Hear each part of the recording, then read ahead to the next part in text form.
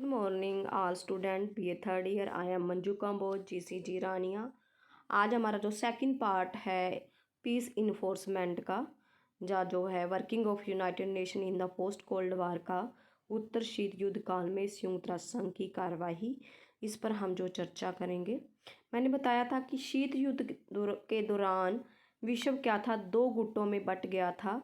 1989 में जर्मनी की जो दीवार थी उसको गिरा दिया गया था और पश्चिमी और पूर्वी जर्मनी जो थी उसका क्या कर दिया गया था, एकीकरण। इस दीवार के ढहने के पश्चात क्या हुआ, विश्व में से सोवियत संघ का प्रभाव भी क्या हो गया, समाप्त हो गया।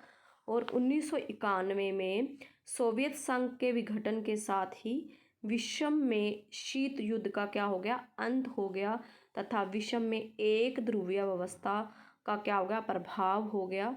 अतः विश्व राजनीति तथा संयुक्त राष्ट्र संघ में जो अमेरिका का प्रभाव है तथा अमेरिका का जो हस्तक्षेप है वो क्या था, बढ़ने लगा था।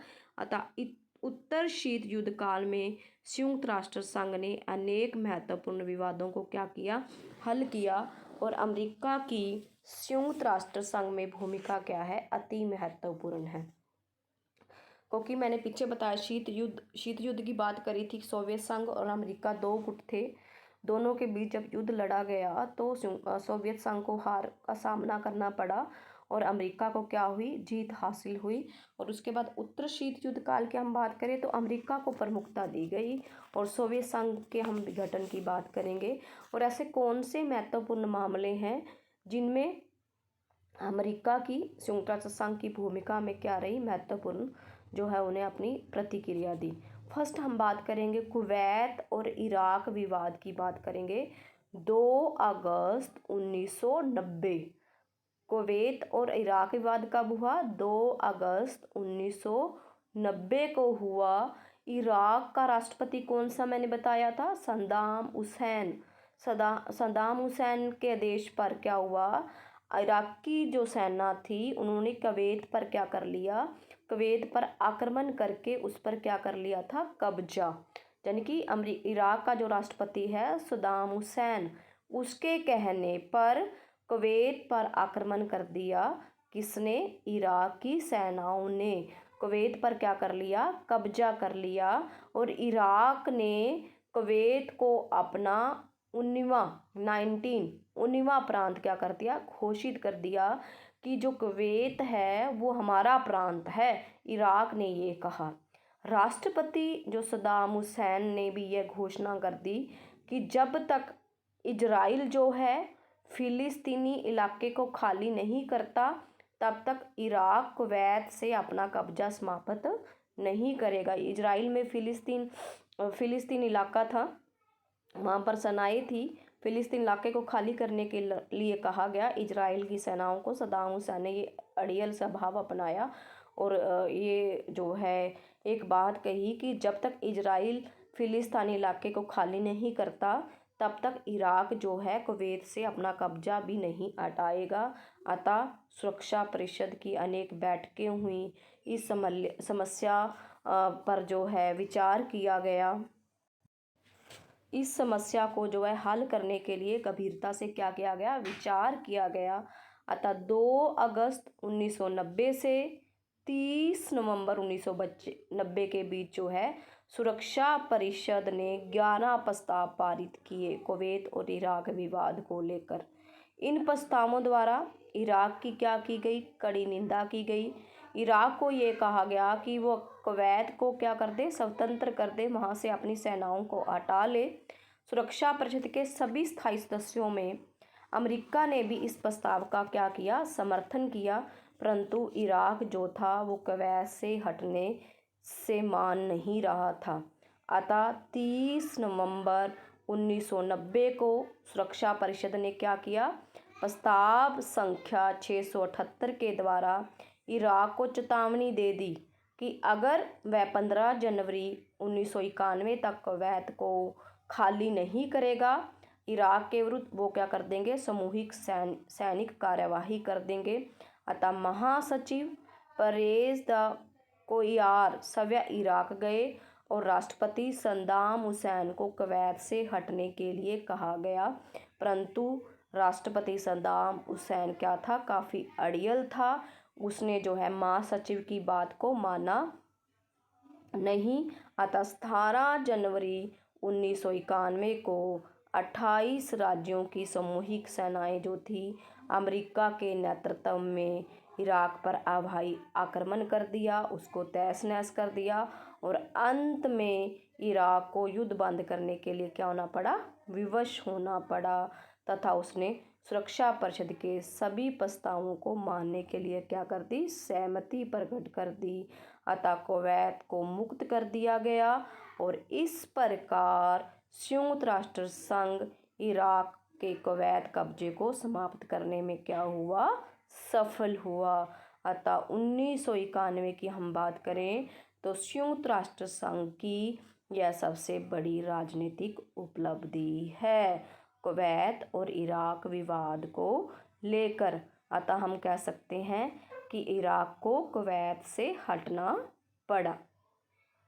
सेकंड पॉइंट हमारा आता है इसमें लीबिया समस्या। 1988 की मैं अगर बात करूं तो 1988 में क्या था कि लीबियाई एयरवेज के 2 कर्मचारियों में अब्दुल बस्त अल मगरही तथा अल अमीन खलीफा फीमाहा पर स्कॉटलैंड में लॉकरबी नामक स्थान पर, एक लॉकरबी स्थान का नाम है स्कॉटलैंड में, 11 व्यक्तियों की हत्या का आरोप लगाया। यानी कि इन 2 कर्मचारियों पर जो है स्कॉटलैंड के स्थान पर 11 व्यक्तियों की हत्या की गई है, उसका आरोप किन पर लगाया गया, इन पर लगाया गया। इन दोनों व्यक्तियों पर 1991 में पैन अमेरिकन के बोइंग 747 विमान के 259 यात्रियों को बम से उड़ा देने का भी आरोप लगाया गया।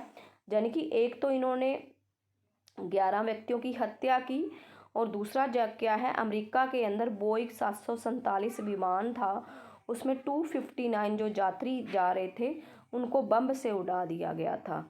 अमेरिका और संयुक्त राष्ट्र संघ ने इन दोनों आरोपियों को जो है उन्हें सौंपने की क्या की गई, मांग की गई। लेकिन लीबिया जो था इन दोनों अभियुक्तों को अमेरिका या संयुक्त राष्ट्र को सौंपने से क्या कर रहा था, इनकार। यानी कि लीबिया जो लीबियाई था या लीबिया क्षेत्र, लीबिया राष्ट्र है, उसमें रहने वाले ये 2 जो अभियुक्त थे, ये 2 व्यक्ति थे जिन्होंने ये अपराध किए थे। तो समय समय पर अमेरिका ने और यूएनओ ने जो संयुक्त राष्ट्र संघ ने ये मांग करी कि ये हमें सौंप दिए जाएं 2 व्यक्ति, ये दोषी हैं। लेकिन जो है लीबिया ने क्या कर दिया, इनकार कर दिया। उसके बाद क्या हुआ, जब उन्होंने इनकार कर दिया तो संयुक्त राष्ट्र संघ ने 1992 में लीबिया पर क्या किया, हवाई और राजनीतिक और अन्य सभी प्रकार के क्या लगा दिए, प्रतिबंध लगा दिए। अमेरिका ने भी यूएनओ ने भी प्रतिबंध लगा दिए, अमेरिका ने भी प्रतिबंध लगा दिए। अतः संयुक्त राष्ट्र संघ ने एक बार यह भी कहा कि जब तक लीबिया इन 2 अभियुक्तों को प्रत्यार्पित नहीं करता, प्रत्यार्पित होता है कि हमारे को नहीं वो सौंपता, तब उसके विरुद्ध लगाए गए प्रतिबंध नहीं हटाए जाएंगे। अतः अंत में दक्षिणी अफ्रीका के राष्ट्रपति जो नेल्सन मंडेला जो थे उन्होंने मध्यस्थता कराई। लीबिया राष्ट्रपति कर्नल गद्दाफी दोनों अभियुक्तों को 6 अप्रैल 1999 से पहले संयुक्त राष्ट्र संघ को क्या है, सौंपने के लिए तैयार हो गए। यानी कि दक्षिण अफ्रीका का जो राष्ट्रपति नेल्सन मंडेला था, उन्होंने मध्यस्थता की भूमिका निभाकर जो है उन 2 अभियुक्तों को जो सौंपने से जो है लीबिया को मना लिया।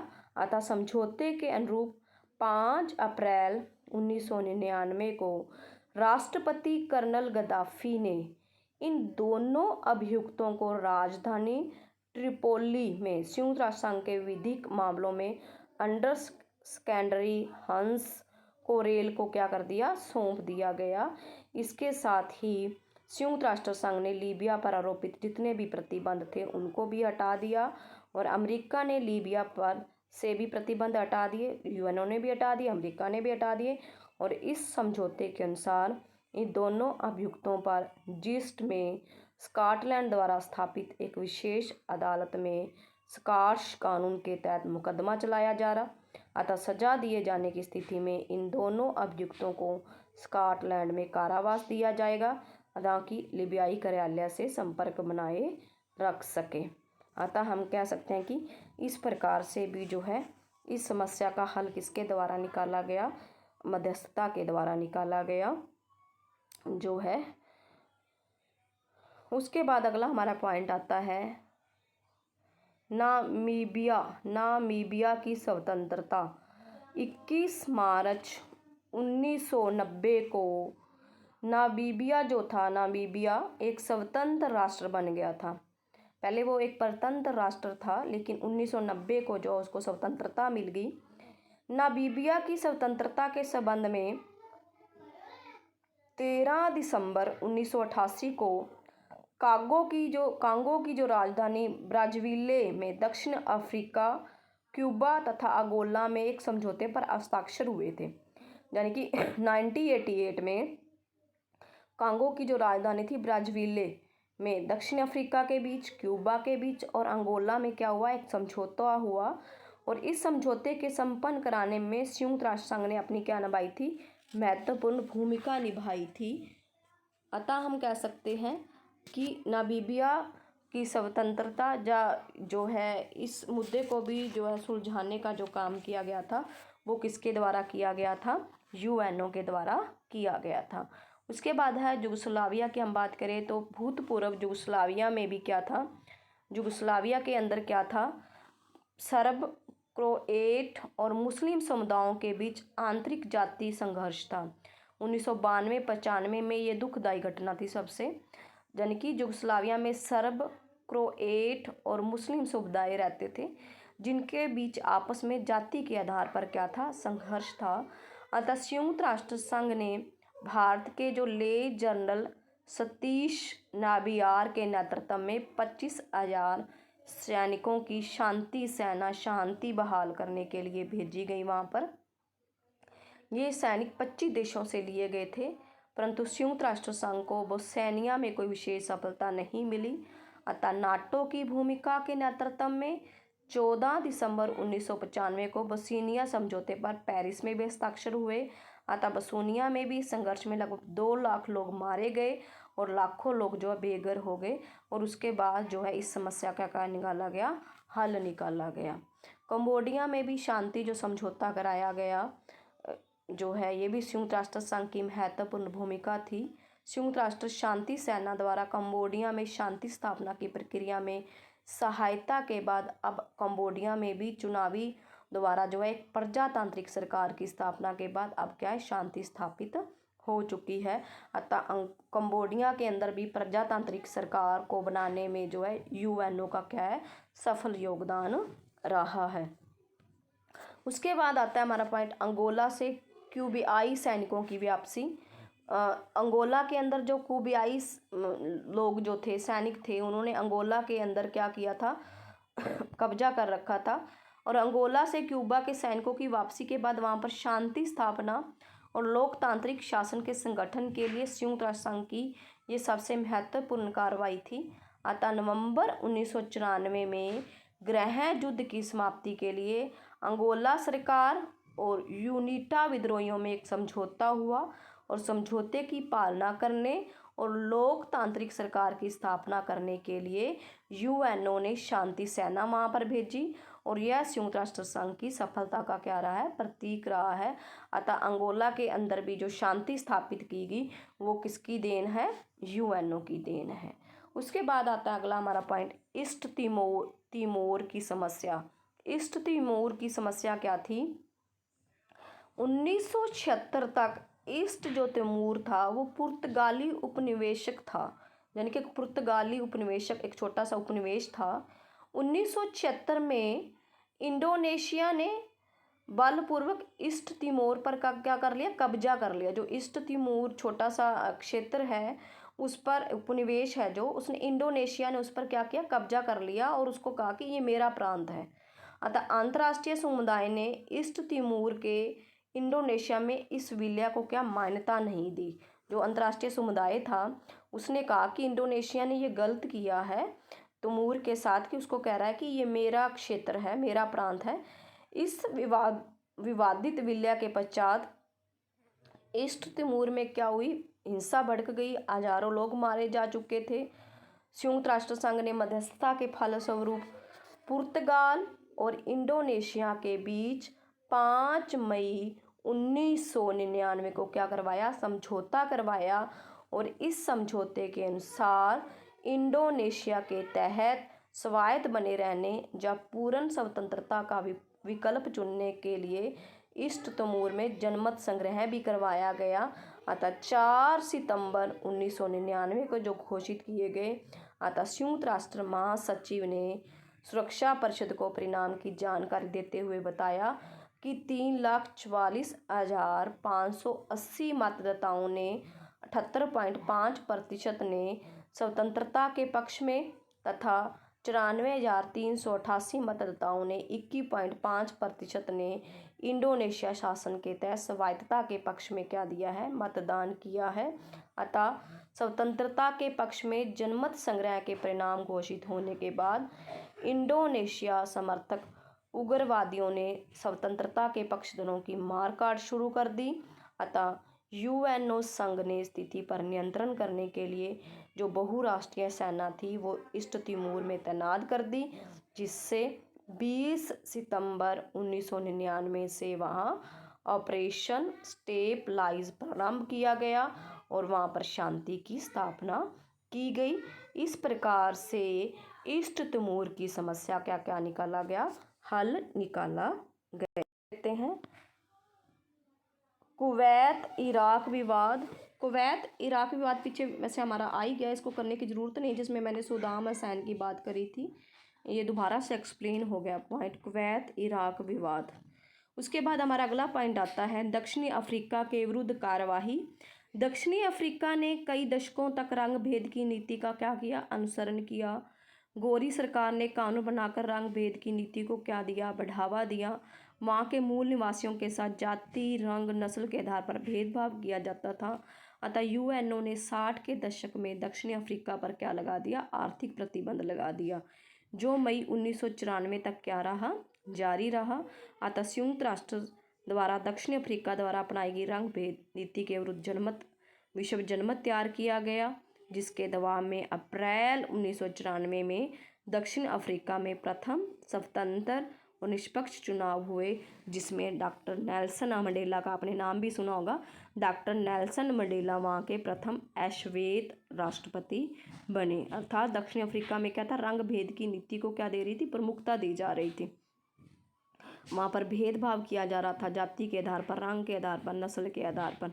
अतः यूएनओ ने इसमें अपनी महत्वपूर्ण भूमिका निभाई और 1994 में स्वतंत्र निष्पक्ष चुनाव करवाए और डॉक्टर नेल्सन मंडेला वहाँ के प्रथम अश्वेत जो है राष्ट्रपति बने।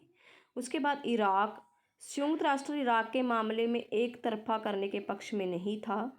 यूएनओ के सर्वसम्मत प्रस्ताव नवंबर 2002 में पारित प्रस्ताव संख्या 1441 के अंतर्गत इराक के जनसहारी शस्त्रों के जखीरे की जांच चल रही थी। जनसहारी शस्त्र थे, जंगीरे रखे हुए थे उन्होंने। निरीक्षक हैस बिल्कस ने अपनी ताज़ा रिपोर्ट में भी कहा था कि जो इराक है ना, वो सामूहिक विनाश के शस्त्रों को क्या कर रहा है, नष्ट कर रहा है। अतः निरीक्षण पूरा करने या पूरा होने में कुछ महीने लगेंगे। अतः यूएनओ के नेतृत्व में अंतर्राष्ट्रीय सेना विश्व के लगभग 14 विभिन्न क्षेत्रों में अपना योगदान दिया। 14 क्षेत्रों से अलग अलग जो सेना बुलाई गई। युगोस्लाविया, बोस्निया हर्जेगोविना, जोगाडा, रोवांडा, साइप्रस, पश्चिमी सहारा, अंगोला आदि में संयुक्त राष्ट्र संघ की शांति सेना व शांति स्थापित करने के लिए निरंतर प्रयास करती रही। अतः निस्संदेह राष्ट्र संघ के विश्व शांति बनाए रखने और युद्धों को रोकने में महत्वपूर्ण सफलता प्राप्त की। अतः राल्फ बुच के मतानुसार संयुक्त राष्ट्र संघ की मुख्य यह विशेषता है कि यह राष्ट्रों को बातचीत में व्यस्त रखता है। वह जितनी अधिक देर तक बातचीत करते रहे उतनी ही अधिक अच्छा है, क्योंकि उतने समय तक क्या रहता है, युद्ध टला रहता है। इस दृष्टिकोण से राजनीतिक तथा कूटनीतिक विवादों को सुलझाने में जो है यूएनओ की महत्वपूर्ण भूमिका रही है। अतः यूएनओ ने अनेक अंतर्राष्ट्रीय विवादों को सुलझाने में भी महत्वपूर्ण भूमिका निभाई है। अतः यूएनओ ने अंतर्राष्ट्रीय विवादों को उबलने के बिंदुओं तक पहुंचाने से भी बचाया है, बॉइलिंग पॉइंट्स जिसे हम कहेंगे। अतः यूएनओ ने अनेक बार युद्ध के कंगार पर पहुंचे राष्ट्रों को विश्व की शांति को सुरक्षित रखने में क्या निभाई है, अपनी महत्वपूर्ण भूमिका निभाई है। इस प्रकार हम कह सकते हैं कि यूएनओ जो है अपना अच्छे से भूमिका निभा रहा है।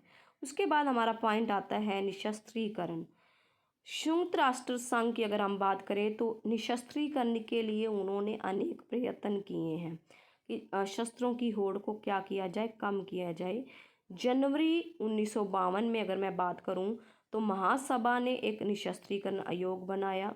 फिर 1955 में एक अंतर्राष्ट्रीय टेक्निकल कॉन्फ्रेंस भी बुलाई जिसमें 73 देशों के वैज्ञानिक इकट्ठे हुए। उन्होंने भी अणुशक्ति का शांतिमय उद्देश्यों की पूर्ति की स्थापना के लिए प्रयोग करने पर विचार विमर्श किया कि जो अणु बम बनाए जाएंगे वो शांति की स्थापना के लिए बनाए जाएंगे, ना कि युद्धों को भड़काने के लिए। इसी प्रकार 1957 में अंतर्राष्ट्रीय अणुशक्ति एजेंसी की भी स्थापना करी गई। फिर उसके बाद निशस्त्रीकरण आयोग के प्रयत्नों के फलस्वरूप यूएनओ ने जो है संयुक्त राष्ट्र संघ ने 1963 में परमाणु शस्त्रों की होड़ को रोकने में सफलता मिली। सोवियत संघ, अमेरिका तथा इंग्लैंड में आंशिक परमाणु प्रशिक्षण निषेध संधि पर भी हस्ताक्षर हुए और इस संधि के अंतर्गत बड़ी शक्तियों ने समुद्र में, हवा में और अंतरिक्ष में ही परमाणु प्रयोग न करने की शर्त सीमित रूप से स्वीकार की। और 1965 में महासभा ने भी आम निशस्त्रीकरण, अणु शस्त्रों पर निषेध और अणु बमों के प्रशिक्षण को बंद करने के संबंध में भी प्रस्ताव पास किया। अतः 1968 में महासभा ने परमाणु शस्त्र प्रसार निरोध संधि को भी पारित किया और इसी प्रकार यह संधि हस्ताक्षर करने वाले देशों की परमाणु अस्त्रों को प्राप्त करने पर क्या लगाती है, प्रतिबंध लगाती है, परंतु परमाणु आक्रमण के समय उसकी रक्षा का क्या करती है, वायदा भी करती है तथा परमाणु शक्ति शांति की प्रयोग की अनुमति भी देती है। अतः 100 से अधिक देशों ने इस संधि पर क्या किए, हस्ताक्षर किए। भारत अभी तक इस संधि पर हस्ताक्षर नहीं किए। अतः 1979 में निशस्त्रीकरण पर विचार करने के लिए महासभा का एक विशेष अधिवेशन भी बुलाया गया जिसमें 144 राष्ट्रों ने क्या लिया, भाग लिया। और इस सम्मेलन में 20 देशों के अध्यक्षों ने भी भाग लिया और इसके सामने केवल दो विकल्प थे इस सम्मेलन के अंत में। संपूर्ण निशस्त्रीकरण की योजना को स्वीकार करना, उसे लागू करना, संपूर्ण विनाश और यह सर्वसम्मत घोषणा अंतर्राष्ट्रीय राजनीति के संदेहपूर्ण और तनाव भरे वातावरण में एक सीमित सफलता की क्या थी, घोषित थी। अतः हम कह सकते हैं कि निशस्त्रीकरण का दूसरा विशेष अधिवेशन 1980 में, और इस अधिवेशन में दुनिया के 157 देशों ने पार्टिसिपेट किया। सोवियत राष्ट्रपति ब्रेजनेव की परमाणु अस्त्रों का पहले प्रयोग न करने की घोषणा करी और महासभा के इस अधिवेशन की उपलब्धि जिसे हम कह सकते हैं। फिर 25 जून 1988 को भी महासभा का निशस्त्रीकरण सम्मेलन हुआ। इस सम्मेलन में भी अणु शस्त्रों को कम करने के लिए बल दिया गया। फिर 1970 में, 1995 में अनेक सम्मेलन बनाए जाने लगे। फिर 1995 को अमेरिका ने भी इस संधि को अनिश्चितकाल तक बढ़ाने के लिए जो है प्रस्ताव पर साइन कर दिए और इस प्रस्ताव का 175 देशों ने क्या किया, समर्थन किया। फिर 178 देश इस संधि पर हस्ताक्षर कर चुके हैं। अगस्त 1996 में जनेवा में भी निशस्त्रीकरण की समस्या पर विचार विमर्श किया गया और अमेरिका ने भी व्यापक परमाणु प्रशिक्षक निषेध संधि CTBT संबंधी एक मसौदा प्रस्ताव पेश किया और भारत ने भी अमेरिका द्वारा प्रस्तुत मसौदा प्रस्ताव पर वीटो का प्रयोग किया क्योंकि भारत जनेवा में तैयार इस मसौदे को व्यापक प्रतिबंध का सच्चा मसौदा नहीं मानता है। अतः परंतु ऑस्ट्रेलिया के प्रतिनिधि ने इस प्रस्ताव को सितंबर 1996 में यूएनओ के सामने रखा, महासभा के सामने। अतः इस प्रस्ताव के पक्ष में 158 और विरोध में केवल 3 वोट पड़े और इस तरह से व्यापक परमाणु प्रशिक्षण निषेध संधि का मसौदा महासभा में भारी बहुमत से क्या हो गया, पास हो गया। और व्यापक परमाणु प्रशिक्षण निषेध संधि CTBT की अगर मैं बात करूं तो कार्यान्वयन की प्रगति के मूल्यांकन के उद्देश्य से यूएनओ ने एक विशेष सम्मेलन का आयोजन किया 6 और 8 अक्टूबर 1999 को वियना में। 3 दिन चला ये सम्मेलन। भारत, पाकिस्तान व उत्तर कोरिया ने भी इस संधि पर हस्ताक्षर करने की अपील की गई ताकि संधि को क्या किया जा सके, लागू किया जा सके। इस प्रकार राष्ट्र के निशस्त्रीकरण के सम्मेलन होते रहे तथा इन सम्मेलनों का परमाणु शस्त्र बनाने वाले राष्ट्रों की नीतियों पर क्या आवश्यक प्रभाव पड़ता है। अतः हम कह सकते हैं कि समय समय पर अनेक ऐसे सम्मेलन हुए हैं जो यूएनओ के द्वारा किए गए, जिसमें शस्त्रों की होड़ को कम करने पर क्या हुई, बात हुई। ये भी एक यूएनओ की अच्छी सफलता है। बाकी का जो हमारा क्वेश्चन रह गया वो हम कल करेंगे। आज के लिए इतना ही। धन्यवाद।